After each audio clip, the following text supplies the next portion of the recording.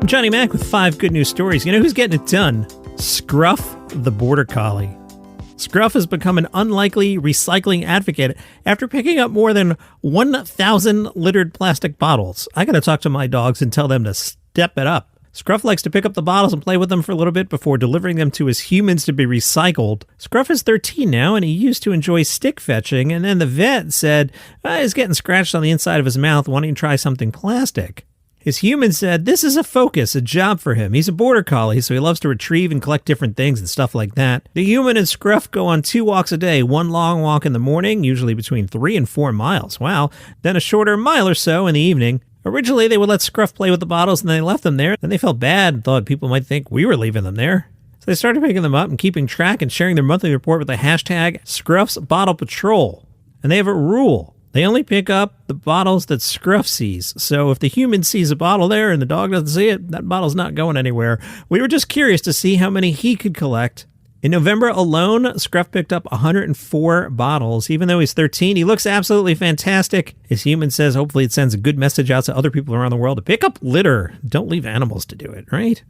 Congratulations, Joyce DeFall. She's a 90-year-old great-grandmother. She just graduated from Northern Illinois University. Joyce says, we can never quit learning if we have the opportunity, and we're given the opportunity. There's no reason we shouldn't go for it. She enrolled in college in 1951, but wound up leaving after 3 years to get married.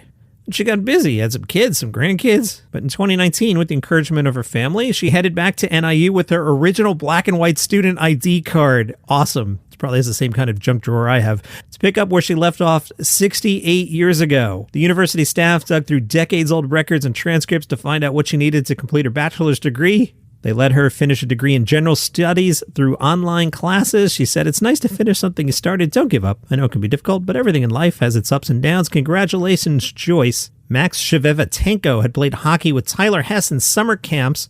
Max was part of a group from Ukraine that would come to the U.S., and when the war started, Tyler Hess asked if Max could come with his family. Max is supported by the Minnetonka Hockey Association. They've been raising money to help his hockey fees and beyond. Tyler's dad, Chess, says of Max, he's got a good sense of humor, but is really, really serious, like he's focused. Then after a game, he gets over it, and he's like a kid. For now, he stays in touch with his Ukraine family through the phone. Someday he plans on returning to Ukraine. First responders have rescued an eagle impaled by a lightning rod atop a 120-foot radio tower at St. George Elementary in McClenny, Florida. Oh no. An eagle got stuck at the top of the tower. The authorities realized someone would need to go to the top of the tower to help the eagle. Crews headed out to the tower, cut a hole in the fence, then went up 100 feet into the tower. The eagle was found in obvious distress, but they were able to get him loose. That's awesome. And hey, good news for all of us. Be honest. A new scientific paper has confirmed how powerful swear words could be. That's right. New research shows that swearing can make you happier, fitter, I don't know about that, more resistant to pain, and can increase your attention and memory. Yeah? The effects can include a range of psychological, cognitive, and emotional consequences. Now I'm regretting that I made this podcast clean.